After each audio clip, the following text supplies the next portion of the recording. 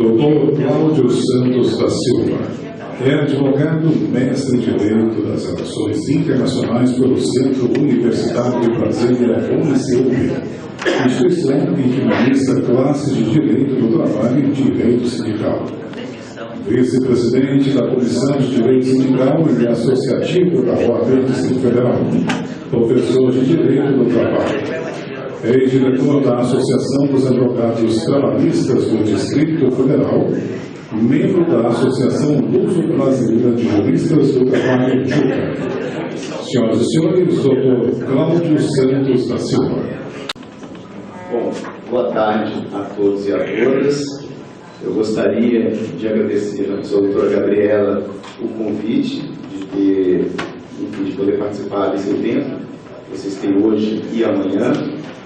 Também a doutora Carolina Sena, que gentilmente nos convidou, o doutor Deluca, que me antecedeu. E a primeira palavra é uma palavra de agradecimento pela oportunidade e a segunda de desculpas, porque eu pretendia acompanhar todos os debates desde amanhã, mas infelizmente, uma questão do escritório, tive que terminar um prazo e ainda tive que ir ao TRT aqui de Goiás, sendo que estava sem luz, então eu tive que subir até o 5º andar, falar com o desembargador, descer, enfim, me perdi aqui também no Waze, e a doutora Carolina me ensinou como é que faz para chegar aqui, mas enfim, acabei chegando, e essa segunda palavra de desculpas pelo atraso, por não ter podido estar aqui e ter acompanhado as outras palestras. Cumprimentando os senhores e senhoras mais uma vez, coube a mim falar sobre greve de negociação coletiva no serviço público, o que avançou. Então, se nós vamos falar de eventuais avanços, a gente precisa fazer uma fotografia, nós precisamos diagnosticar o que nós temos ou que tínhamos até então.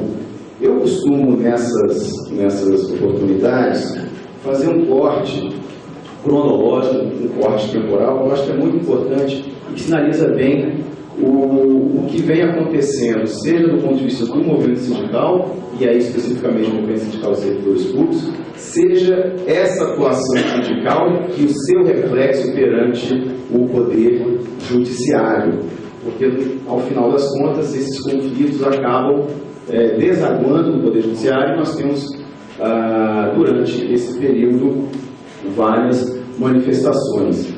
E eu pretendo abordar nessa minha intervenção, primeiro, a questão da negociação coletiva, para depois falar da greve. Do que dizer, em ambos os casos, como eu havia dito, eu gosto de fazer esse marco temporal. Eu acredito que a Constituição de 88, claro, foi um marco em todos os sentidos. Então, nós temos esse marco da Constituição junto com a promulgação da Lei 8.112, regime jurídico único, no que diz respeito a esse assunto. Nós temos, em 2003, na negociação coletiva, a questão da Mesa Nacional de Negociação Permanente, que seja um marco também nesse caminho, para desaguarmos na ratificação e internalização da Convenção 151 da OIT.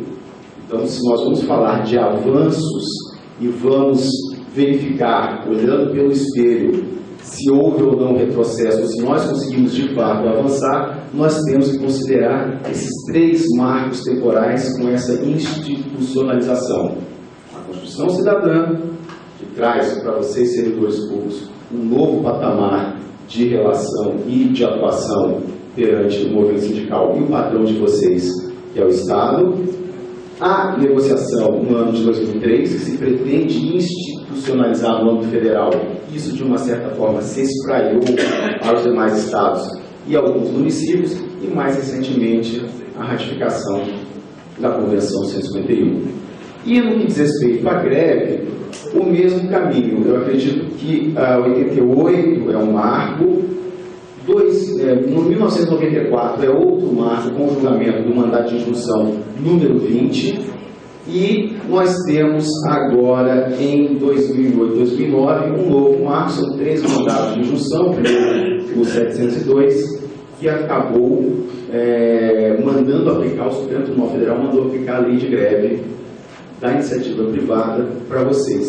E isso trouxe uma série de desdobramentos que acho que vale a pena nós nos debruçarmos e eu trazer para os senhores e para as senhoras esses elementos para que vocês possam debater, enfim, amanhã. Nada daquilo que vocês não saibam, claro, porque essa atividade sindical, de fato, vocês convivem com todos esses elementos. Então, e no final, eu pretendo responder a pergunta: houve ou não houve avanço no que diz respeito à negociação coletiva e o direito de greve dos servidores públicos?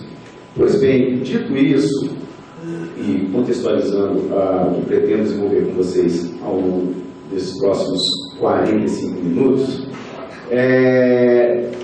88, claro, vocês sabem disso, todos nós sabemos, foi um marco muito importante para os servidores públicos no que diz respeito ao direito coletivo do trabalho, porque até então vocês conviviam com as associações e a partir de 88 vocês puderam se sindicalizar, isso na Constituição, e também a realização de greve, poder fazer greve, ou seja, foi constitucionalizado o direito de greve nos termos de lei complementar, era o que dizia a Constituição lá em 1988.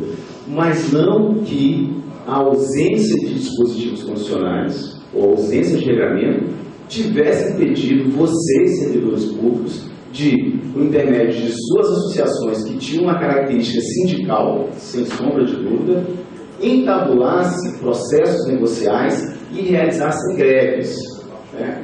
Então, independentemente da questão normativa e, sobretudo, da previsão constitucional, vocês sempre se associaram, vocês sempre fizeram as coalizões de vocês sempre reivindicaram, vocês sempre negociaram e vocês sempre fizeram greve.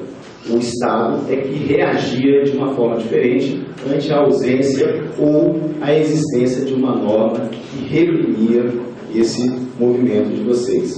Mas a Constituição de 88, em relação aos servidores públicos, ela esqueceu um pequeno detalhe. A partir do momento que ela assegura o direito de sindicalização para vocês e o direito de greve, ela se olvidou de trazer a negociação coletiva. Porque se nós olharmos para o mundo privado, as duas andam juntas. Não tem como você falar de direito de greve sem falar do direito de negociação coletiva.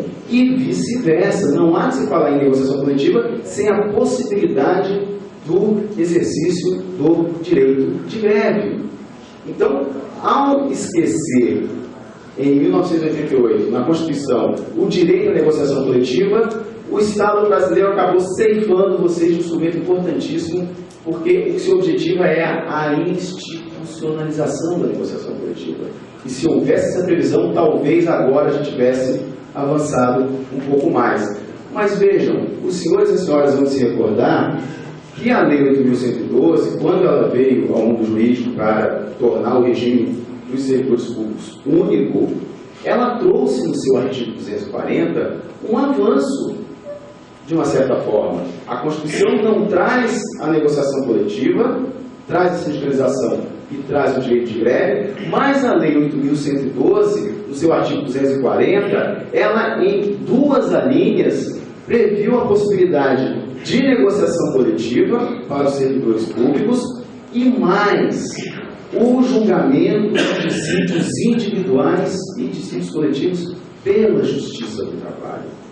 Vejam, em 90, quando se unificam os regimes do serviço público, se previu, se concedeu a possibilidade de vocês terem uma equiparação com os trabalhadores da iniciativa privada na Justiça do Trabalho, levando seus conflitos individuais e os seus conflitos coletivos, frutos dessa sindicalização, para a justiça especializada em resolver esses conflitos e que resolvia desde a década de 30.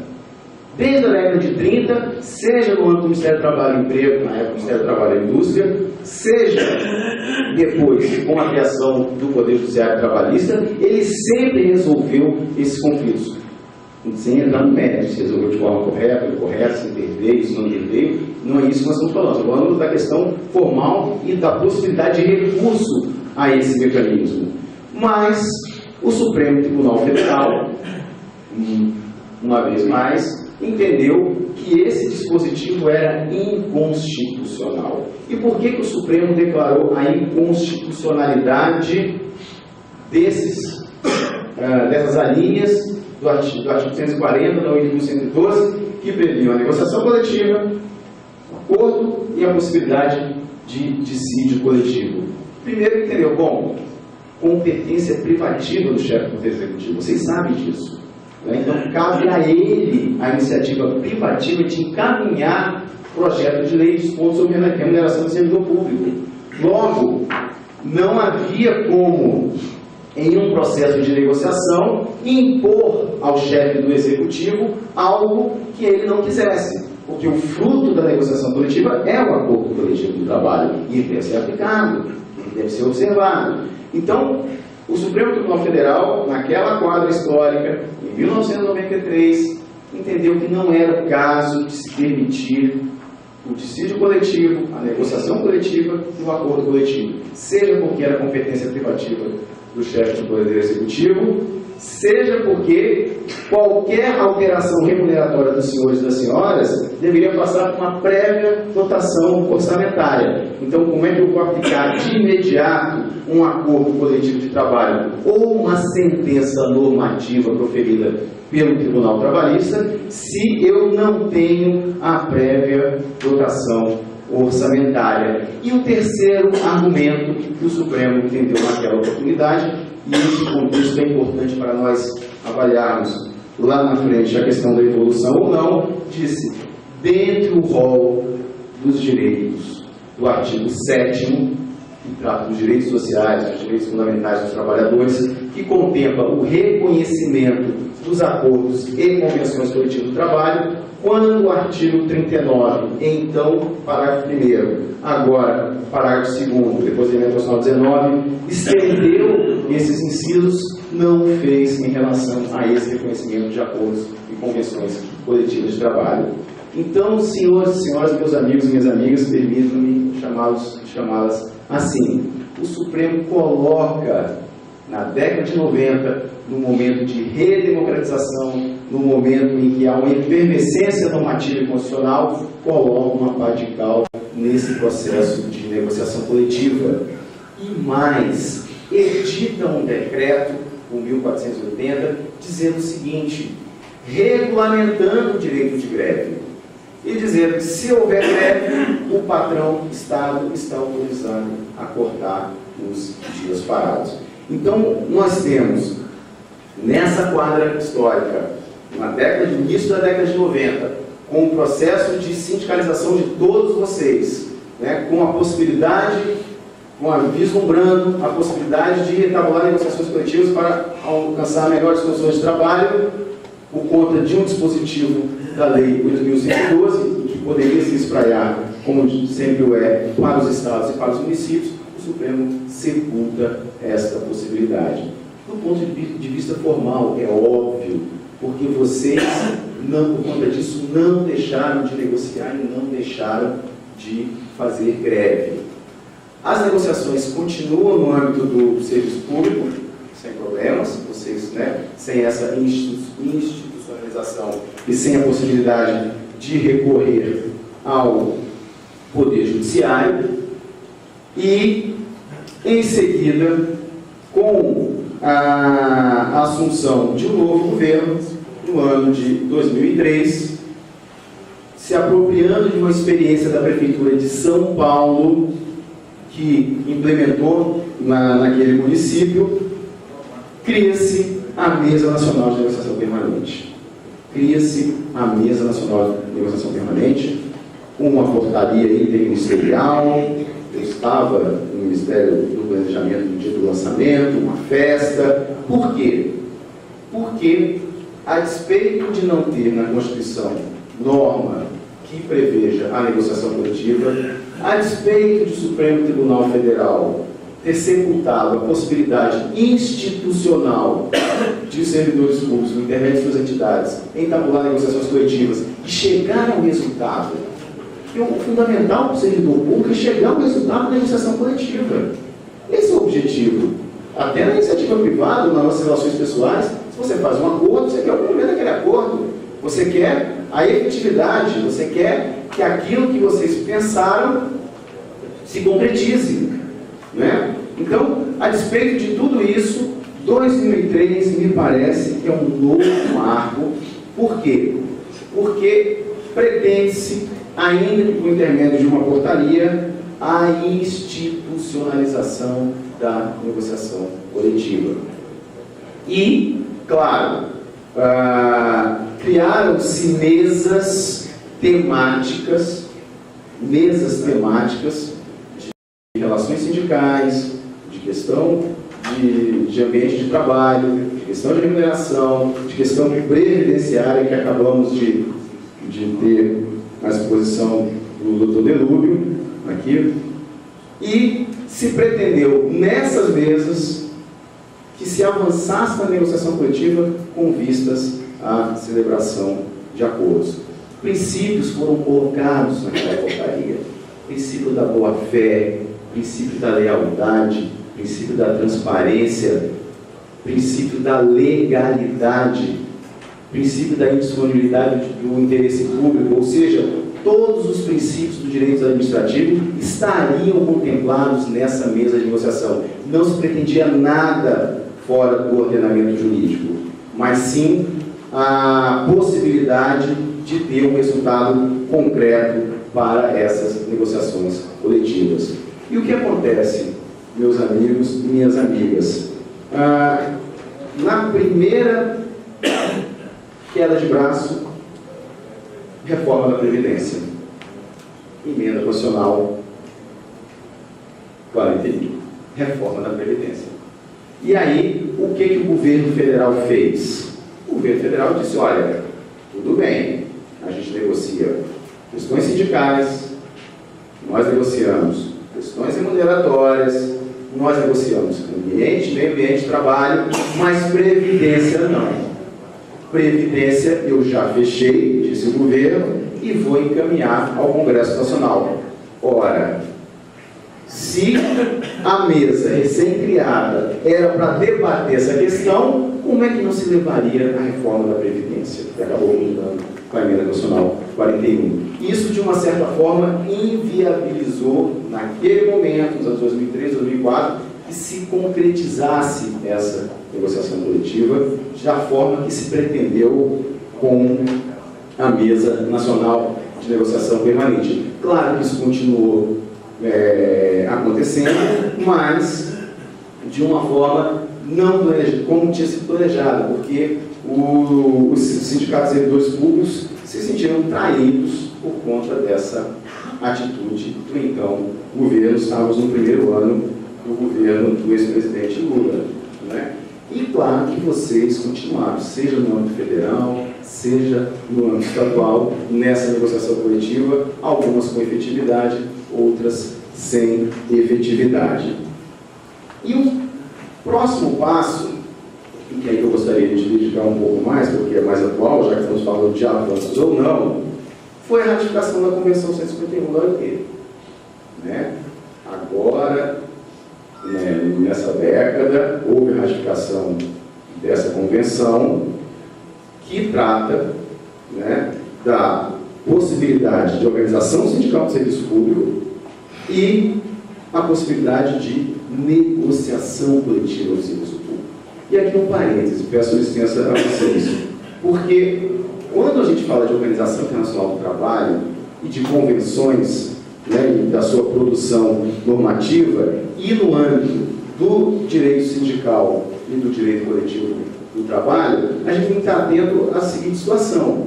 Primeiro, duas convenções fundamentais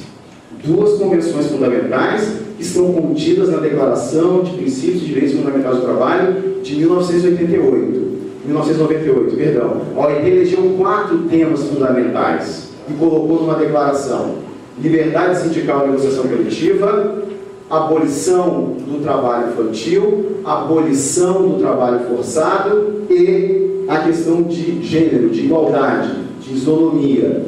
Esses 4 temas, em 2 convenções de cada tema, estão na Declaração dos Princípios e Direitos Fundamentais da OIT de 1998. E qual a razão dessa declaração de princípios? Independentemente dos países ratificarem as respectivas convenções, eles têm que observá-las, ainda que seja os seus princípios. Ou seja, no nosso caso, a Convenção 98, que trata da organização sindical e fomenta a negociação coletiva, e Convenção 87, que trata da liberdade sindical, que nós não ratificamos, né, que está tramitando no Congresso Nacional desde 1951, até hoje está tramitando, mas não foi aprovada. Nós temos que observar os seus princípios. Isso é importante, porque eu vou fazer um link ao final com essa situação da Convenção 151. Então, essas convenções de direito sindical, ainda que a 87 não seja ratificada, nós temos que observá-las por conta da Declaração de 1998. Aqui eu fecho um parênteses e volto para a ratificação da Convenção 151. Mas antes da Convenção 151, isso é pouco explorado, inclusive na academia e pelos servidores públicos, nós ratificamos a Convenção 154.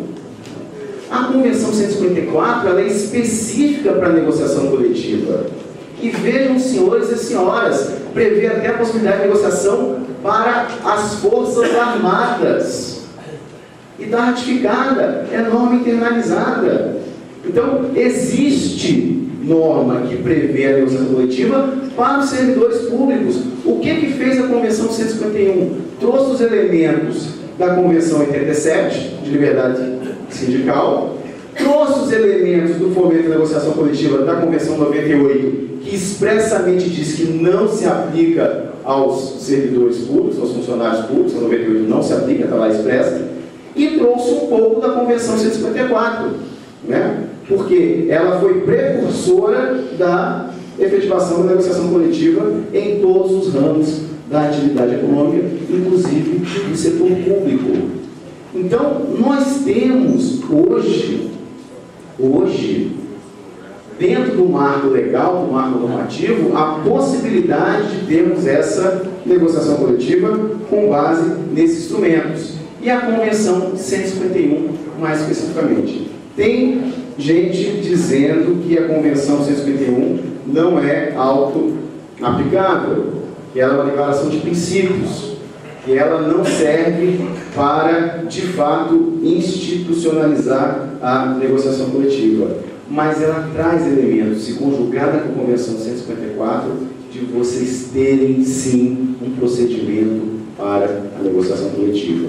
Porque, no serviço público, vejam só, né, no âmbito federal, podemos falar de âmbito estadual e de âmbito municipal. Várias categorias que fizeram greve no ano passado celebraram acordo para receber um reajuste agora, em agosto do ano que vem. Quantas vezes o patrão de vocês, o Estado, descumpriu aquilo que acordou em mesa de negociação? Quantas vezes aquilo que foi prometido, que foi negociado, que foi assinado, que foi celebrado, foi descumprido pelo patrão de vocês? Então, não nos surpreendamos se agora em agosto o governo Temer, se passar de fato o impedimento que deve passar, né, por conta dos votos do Senado, não retroceder e não conceder esses aumentos. E aí a gente entra na questão do avanço ou do retrocesso. Porque vejam, se isso acontece na iniciativa privada, o que o Sindicato Trabalhador da Iniciativa Privada tem? O dissídio coletivo, a ação de cumprimento, a possibilidade de um judiciário vir e determinar o cumprimento daquilo que foi assinado. E o que nós temos no caso dos servidores públicos? Tribunais de justiça, que também são patrões. Uma palestra dessa que eu faço, que fiz certa vez para a FENAJUF, os servidores da FENAJUF, eles ficam desesperados, porque vejam, a quem eles vão recorrer? Os servidores judiciários não podem recorrer ao judiciário, porque o judiciário é o patrão, é o presidente do tribunal que assinou e não cumpriu, e é o presidente que vai receber a ação para julgar o cumprimento ou não daquilo que foi acordado. Então, é esta falta de você dar efetividade, de cumprir aquilo que foi negociado, que mais angustia o serviço público. Se você vai falar de negociação coletiva no âmbito do serviço público, meus amigos e minhas amigas, é um processo diferente dos trabalhadores da iniciativa privada, porque o aumento remuneratório de vocês concorre com uma ponte, concorre com o hospital, concorre com políticas públicas. E se vocês e a população não convencerem a população, os usuários do serviço público, que para ter um serviço público digno, um serviço público de qualidade, você precisa valorizar e remunerar o servidor público, vocês não vão vencer essa batalha. Vocês não vão vencer essa batalha. E, sobretudo, a carreira de vocês que vai lá e morde, vocês mordem, vão lá, pegam, vocês falam de auditor, auditor, calma, você vai lá no auditor, vocês, cumprindo essa função essencial, essa carreira típica que são vocês, Então, vocês ainda estão num patamar acima, quando você vai tratar, vocês imaginem o município, imaginem os servidores de município, que ainda tem muitos seletistas ainda nos municípios. Então, quando você fala de negociação coletiva no serviço público, você tem que envolver o parlamento, que depende de lei, depende de... Como que numa negociação coletiva de servidor público não tem alguém do orçamento negociando com vocês, para saber se vai ser aprovado ou não, como é na Espanha, como é em vários países de democracia consolidada. Nós não somos uma democracia consolidada, passamos por 2 processos de impedimento, Estado Democrático de Direito, instituições funcionando. Por que não tratar de forma civilizada vocês, servidores públicos, no momento da negociação coletiva? Traz o parlamento para discutir a questão orçamentária, traz a sociedade, o usuário do serviço público, porque negociação coletiva não é só para aumento, é para melhoria de condições de trabalho de vocês e melhoria do atendimento ao público. Vocês são servidores públicos, eu gosto de dizer isso para juiz, ministro, embargador. Vossa Excelência é servidor público, lembrar, olha, eu sou servidor, eu pago, nós pagamos o subsídio de Vossa Excelência. Então o senhor tem que atender, sim, tem que atender advogado, tem que atender o presidente do sindicato. Sou servidor, pois você não vai atender.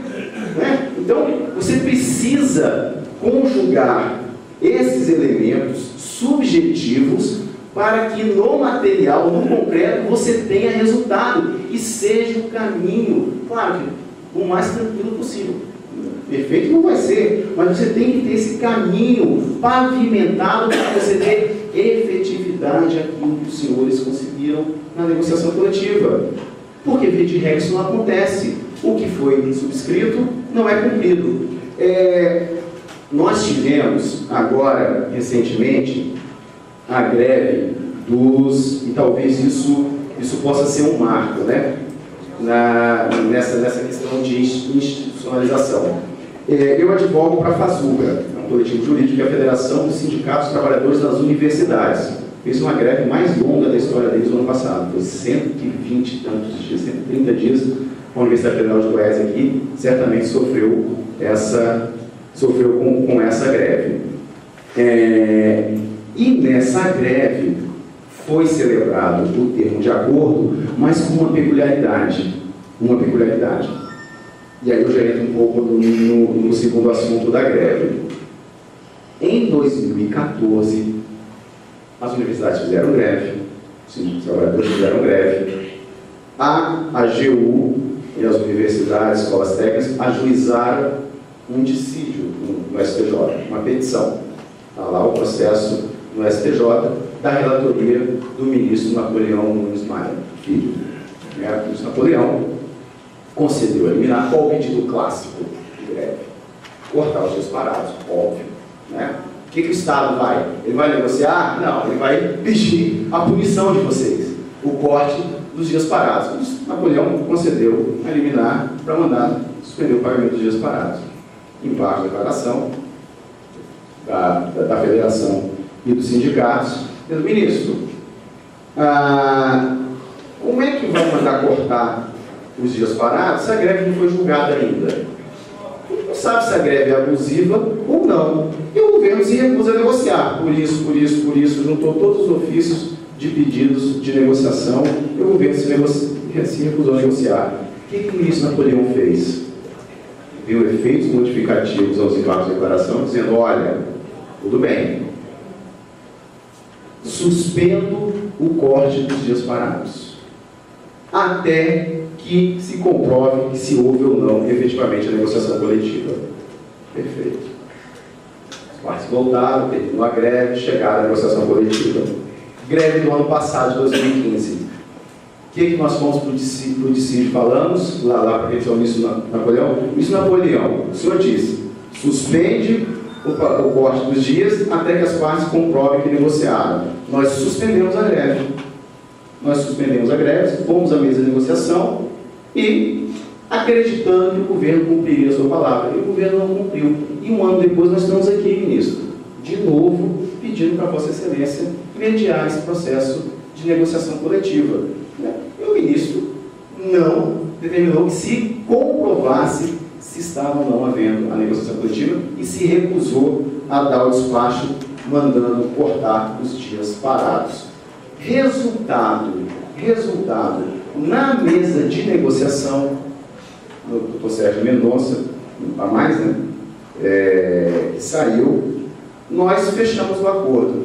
E, em relação aos dias parados, havia uma proposta da FASUBRA e dos seus sindicatos de se colocar o trabalho em dia das universidades, fazer a compensação dos dias parados. O governo disse que não. E aí nós falamos, olha, e se o ministro Napoleão homologar? Aí o Sérgio acordo celebrado em mesa de negociação. E aí, por que isso? Porque isso você consegue dar efetividade. Não vai descumprir aquele termo que deveria ser solene, que deveria ser um termo a ser cumprido, assinado pelo secretário, pelo ministro, pelos sindicatos, pelos trabalhadores, pelos seus representantes, e o governo descumpre. Nós teremos uma decisão judicial. E é isso, para entrar no segundo tema do direito de greve. Porque, minhas amigas e meus amigos, vocês, servidores públicos, só fazem greve quando é a última alternativa. Eu advogo para servidor público desde 1991. Quantas greves foram feitas para quê? Para começar a negociação coletiva. Nós tivemos uma greve dos professores das universidades de 2001, que o ministro Paulo Renato, então, ministro da Educação, só se sentou à mesa para negociar 68 dias depois de greve. Depois que nós conseguimos eliminar no STJ para não cortar os dias parados. Para começar a negociar. O servidor, o trabalhador acha que fazer greve é bom. É bom, não é o ócio remunerado da aposentadoria, não é o ócio que você vai ficar lá sendo, não, né? Você tem, um meio de pressão para você alcançar os objetivos que foram deliberados em Assembleia. Então, a greve deve ser utilizada como último recurso. E, no caso de vocês, a greve é utilizada como, muitas vezes, para iniciar o processo de negociação coletiva. Mas a greve, e já entrando aqui na segunda parte, e depois eu faço fechamento com a negociação coletiva, já que estão ambas, como diria um amigo meu sindicalista, ambas as duas conjuntamente ligadas, né? Tem um amigo meu que chama o juiz de meretríssimo. Cadê o meretríssimo? O meretríssimo, não é meritíssimo. Onde já se viu o meretríssimo? Não pode chamar o ministro de meretríssimo. Era o dirigente sindical dos Correios. Mas, enfim, no que diz respeito à greve e, enfim, a atualização, eu também faço esse corte, né, de 1988, não poderia deixar de ser, que vocês tiveram o direito de greve assegurado na Constituição. 88. Nós temos a lei complementar, que nunca veio. Aliás, ela mudou de lei complementar para lei específica e continua, e pode virar decreto, portaria, né? Porque no Brasil, às vezes, uma portaria vale mais que a Constituição, né? Então, eu costumo brincar também que em cada vara do trabalho, em cada gabinete, tem um Código de Processo Civil. Vocês tiveram esse Código de Processo Civil, né? Tem uma vara do trabalho, uma vara no TJ do lado do Distrito Federal, que diz, não, aqui nós não vamos aplicar o novo Código Civil, não. A gente não está aplicando o novo Código de Processo Civil, não, ainda não estão. Bom, mas qual é o código que estão de vocês? Publica para a gente saber o que vocês estão utilizando, já que a lei não está valendo. Mas a greve de vocês, que depende de lei até hoje, aí só para a gente encurtar e chegar no que efetivamente me parece mais importante, que pode subsidiar a discussão de vocês, é essa questão do mandado de injunção número 20, né? O mandado de injunção número 20, ele foi o 20º, óbvio, a ser ajuizado no Supremo Tribunal Federal. E foi julgado em 1994, numa greve de policial federal, em que até os tanques foram para as ruas, e aí o Supremo disse, tudo bem, servidor público, você tem direito à greve, mas só pode exercê-la quando houver a lei complementar, regulamentando. E vocês, servidores públicos, né, claro, ótimo Supremo Tribunal Federal, vamos aguardar a lei de greve para fazer greve. Óbvio, né, não pode fazer, a gente não vai fazer. E claro que não, greve é um fato social, vocês sabem disso, nós sabemos disso, não tem como você segurar. Quando o direito vem para regulamentar, ele vem para impedir, para cercear esse fato social. E como é um fato social que eclode, você não consegue impedir. O policial não pode fazer greve, o militar não pode fazer greve. Quantas vezes nós vimos, só botar no Google, né? Hoje, como é que a gente viveu tanto tempo sem Google, hein? Fico imaginando, jogar no Google, greve da Polícia Militar da Bahia, greve da Polícia Militar de Minas Gerais, vai aparecer o policial dando tiro, fazendo greve. Só um parênteses. Greve de policial não pode estar armado, gente. Se eu vou fazer greve, eu deixo a minha arma, né? Pode. Mas enfim, a greve não pode fazer, eles fizeram as greves armadas. Então, por conta dessa greve da polícia, o Supremo disse, não pode. Um voto vencido, né? De quem era o voto vencido, uma chance. Marco Aurélio. O que o ministro Marco Aurélio fez no voto dele? Mandou aplicar a lei de greve iniciativa privada. Ficou vencido ele e o ministro Veloso. Mais um, agora não lembro o nome. Então, e aí, o Supremo disse que não pode ter greve. O decreto que eu já me referi a vocês. Mas vejam, já que estamos falando de avanço ou não, minhas amigas, meus amigos, quando a gente tinha só o decreto, a gente conseguia eliminar para vocês. Fácil para não descontar os dias parados. Porque o juiz federal olhava, mas espera aí, um decreto regulamentando o artigo 37, inciso 7 da Constituição. O decreto regulamenta a Constituição. Inconstitucional, não pode, a punição, não pode. Então, o governo que não negociava, o governo que queria punir vocês que estão fazendo greve, acabava retrocedendo, sentando-se à mesa e fazendo negociação coletiva, mal ou bem, para chegar com resultado, porque tinha a questão dos dias parados que mandavam pagar os dias parados liminares. Mas aí vieram aqueles dois mandatos de injunção, e eu estou tentando achar aqui na minha cola os números, mas eu acho que vocês já têm esses números, 702, 700 e alguma coisa, que trata que, mudando a jurisprudência, disse, Já que não tem lei, aplica a lei da iniciativa privada, a lei 7.743 de 1989. Minhas amigas e meus amigos, a lei de greve da iniciativa privada tem outra lógica. Tem a lógica da negociação coletiva, do acordo coletivo e do dissídio coletivo. A Transpetro estava em greve, né? Não, tem outras notícias da Transpetro, né? Além do ex-presidente. A Transpetro estava em greve, chegaram a um acordo do TST, mediado pela ministra Kátia. Chegaram a um acordo. Então, é outra lógica a lei 7783/89 da greve da iniciativa privada. E, como o ministro Gilmar, no seu voto, foi o relator, disse, olha, greve de servidor público igual a greve de trabalhador, né? Então, vai para o Tribunal de Justiça do Estado de Goiás, Tribunal Regional Federal, imaginem, Tribunal Regional Federal da primeira região, pega uma segunda estado, região norte, Bahia, Minas Gerais, Federal, aqui Goiás, né? E categorias nacionais, Superior Tribunal de Justiça. O que esses tribunais deveriam fazer? Atuar como os tribunais trabalhistas. Tem greve? Vem cá, patrão. Chama o secretário, chama o ministro. Vem, senta-se à mesa. Cadê a pauta? É isso aqui? Vamos chegar a um acordo? Vamos chegar a um acordo. Mas o STJ não faz isso. O TRF não faz isso. O Tribunal de Justiça não faz isso. Então, como é que eu vou aplicar a lei de greve que prevê isso na iniciativa privada, essa forma de tentativa de composição, para vocês, servidores públicos? A gente tem alguns avanços. Esse do ministro Napoleão, mas que é uma voz isolada ali do tribunal, no STJ, a grande maioria faz o quê?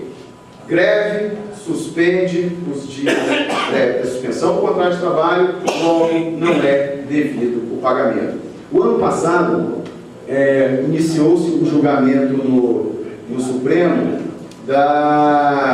claro, né, convenientemente, greve do Judiciário, né, por conta do aumento, greve forte, o que o presidente do Supremo Tribunal Federal, pensando gravado, né?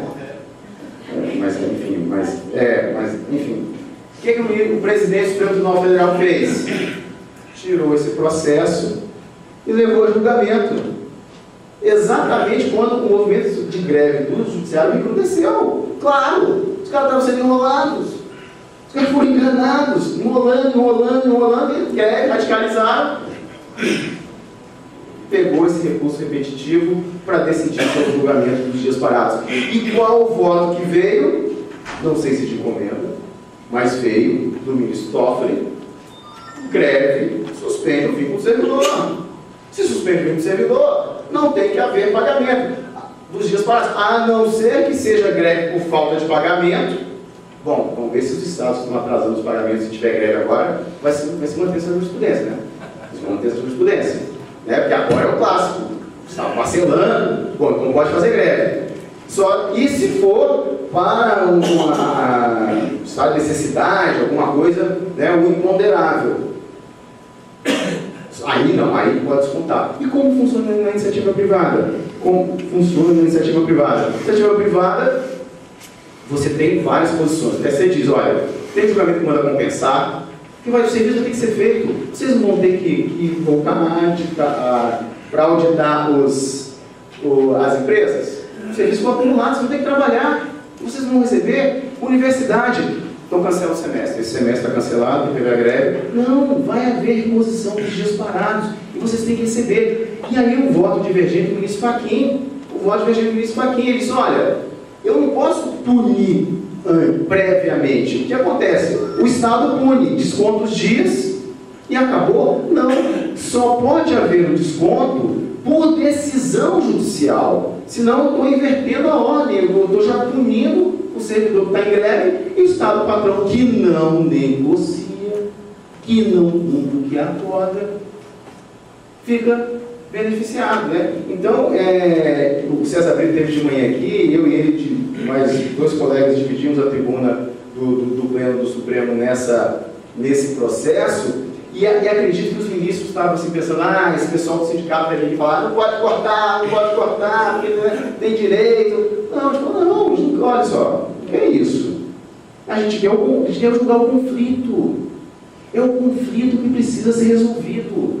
Então, julga o conflito primeiro, decide, se lá na frente, aí depois a gente vai ver se vai compensar, se não vai compensar, se vai pagar ou se não vai pagar. O que a gente está até disposto, se for o caso, a ter os dias contados. Mas a gente quer negociação, a gente quer o concreto.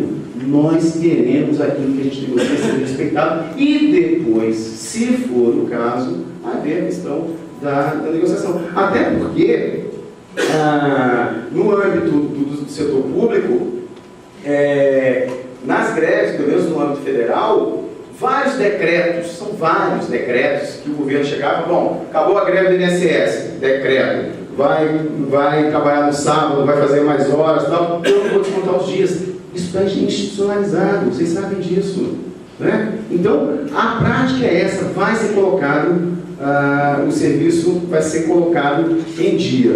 E claro, greve não é para você deixar de receber, não é para isso, vocês estão lutando para ter um direito reconhecido. Então, meus amigos e minhas amigas, já caminhando para o final, né, a greve como um instrumento democrático de defesa da cidadania é uma reação pacífica e ordenada contra atos que impliquem direta ou indiretamente de respeito à dignidade da pessoa humana. Eu acho que é isso.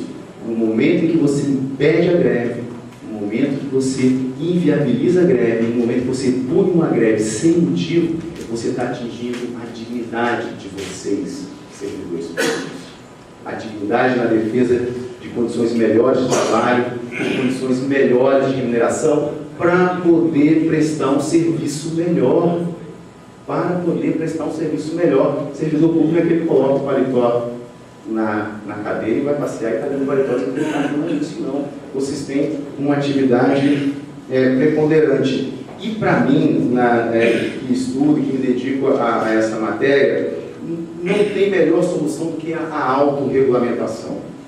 Eu acredito que o dia que nós chegarmos a um patamar civilizatório razoável, nessa relação do Estado, que não é democrático, quando lida com vocês, servidores públicos, o dia que nós chegarmos nesse patamar civilizatório, né, talvez a gente consiga ter a autorregulamentação. É isso que tem que ser. Vocês é que sabem, junto com o patrão de vocês, os serviços mínimos que precisam ser atendidos, quem vocês vão, quais as fiscalizações que precisam ser interrompidas, que podem ser interrompidas, quais as que não podem, qual o efetivo mínimo, já tem liminar testando, devia eliminar para que 90% fique trabalhando.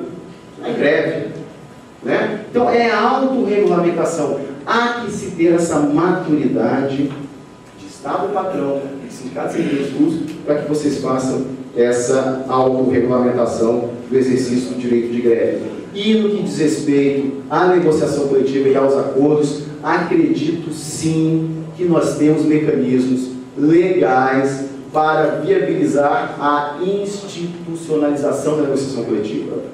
A institucionalização, ou seja, celebrado o acordo, outro nome que vocês querem dar, projeto de lei, anteprojeto de lei, carta de compromisso, uma vez celebrado, ele deve ser cumprido, seguir o seu líder e, se não der certo, execução no Poder Judiciário.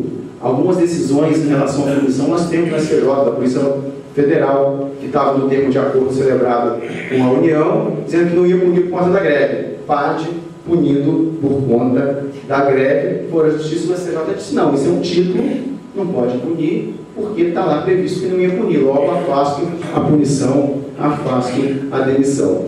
Com essas breves e informais palavras, pedindo escusas por alguma falha que tenha acontecido, mais uma vez renovo os meus agradecimentos e as minhas desculpas por não ter estado aqui. Espero ter podido contribuir com vocês para a discussão dessa importante categoria, dessa importante federação que presta um serviço relevantíssimo ao nosso país. Muito obrigado pela sua atenção.